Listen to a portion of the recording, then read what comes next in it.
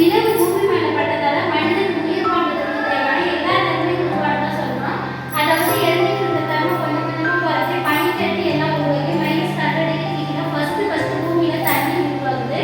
Second காற்று உருவாகுது. தண்ணியில பார்த்தீங்கன்னா 1 சேர் 2 8 4 16 வளர்ச்சி அடைந்து மல்டியா இன்க்ரீஸ் ஆகுது. அதுக்கப்புறம் கடல்வாழ் உயிரினங்கள் அனைத்தும் உருவாகுது. நெக்ஸ்ட் தரைவாழ் உயிரினங்கள் மீன்வள பாம்பு அட்டை பூச்சி இனங்கள் அதுக்கப்புறம் மரம் செடி கொடி இனங்கள்லாம் உருவாகுது. நெக்ஸ்ட் டைனோசர்ஸ் அறிமுகமாகுது. அதுக்கப்புறம் வீட்டு விலங்குகள் பாலூட்டிகள்லாம் உருவாகுது. அதுக்கப்புறம் டைனோசர்ஸ் ஒரு கட்டத்தில் ஓவரால் அழியுது. டைனோசர்ஸ் அழிந்த பிறகு காட்டு விலங்குகள்லாம் உருவாகுது. காட்டு விலங்குகளோட கடைசி பார்வை வந்து குரங்கா சொல்றோம். குரங்குகளோட கடைசி பார்வை நம்ம ஹியூமனா சொல்றோம். உலகம் உருவானது முதல் பிரசன்ட் தற்காலம் வரை ஸ்டாப் எக்ஸ்பேண்ட் விரிவடைந்து கொண்டே தான் இருக்கும். இதுக்கு ஒரு முடிவே கிடையாது. நான் சொன்ன நிகழ்வுகளை வச்சு நீங்க என்ன ஃபீல் பண்ணிங்க வெடிப்பு எப்படி இருக்குன்றதுக்காக இந்த பிக்சர் வெடிப்பு விட்டு சென்ற ஒரு சிறிய கதிர்வீச்சு ரேடியேஷன் சொல்றோம் பிக் பேங் தியரி.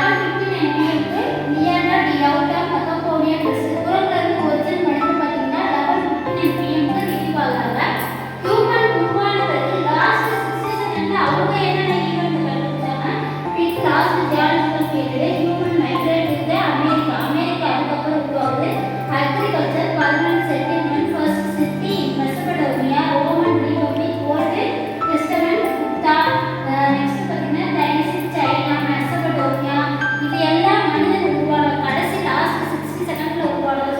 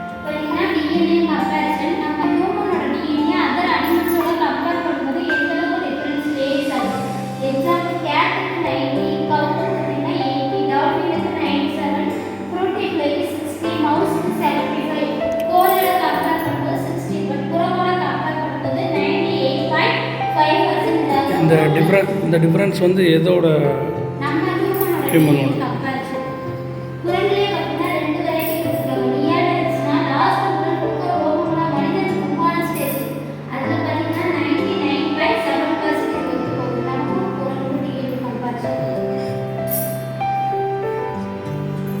பார்த்தீங்கன்னா சைனோ பாக்டீரியாவா சொல்லலாம். இந்த உயிர் வந்து தொடர் எரிமலை வெடிப்புகளால் carbon dioxide, monoxide, nitrogen, nitrate, ammonia மற்றும் நீராவி நிறைந்த அட்மாஸ்பியர் ரொம்ப சுவாசிக்க காற்றே இருக்காது. 1% குறைவாக தான் இருக்கும். அந்த டைமில் பார்த்தீங்கன்னா அழுகிய பேட் ஸ்மெல், சாக்கடை இதெல்லாம் ரிலீவ் ஆகி நம்ம ஹியூமன் வாழ்வுக்கு ஏற்ற சூழ்நிலை உருவாக்கி கொடுத்தது இந்த சைனோ பாக்டீரியாவா சொல்லலாம். ஒரு உயிர் உலகத்தையே மாற்றியிருந்தா பரிணாமத்திற்கேற்ப சைனோ பாக்டீரியா நம்ம உயிர் வாழ்வதற்கு 21% இடத்துல இருக்கு. அதாவது சூரியனிலிருந்து வர புரோகிராம் ஸ்கின்ல பட்டா ஸ்கின் டிசீஸ் நமக்கு அதிகமாக வரும். அது நம்ம தாக்காம இருக்கு. 21% இடத்துல இருக்கு. வழிபடுற மற்ற உயிர்களின் ஆதாரத்துக்கு 60% இடத்துல இருக்கு சைனோ பாக்டீரியா.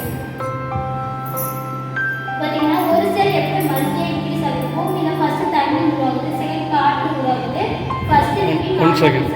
இது மோஸ்ட்லி வந்து இந்த மாதிரி குளங்கள்ல இருக்க அந்த கிரீன் கலர் லேயர் எல்லாம் சாப்பிடுறது அது சைனோ பாக்டீரியாவா சொல்லுவோம். இது வந்து ஒரு செல் எப்படி மல்டியா இன்க்ரீஸ் ஆகுதுன்னு சொல்லியிருக்காங்க. பூமியில ஃபர்ஸ்ட் தண்ணி உருவாகுது, செகண்ட் காற்று உருவாகுது, ஃபர்ஸ்ட் லிவிங் ஆர்கானிசம் பாக்டீரியா ஒரு செல் 2 8 4 பரிணாம வளர்ச்சியானது மல்டியா இன்க்ரீஸ் ஆகுது.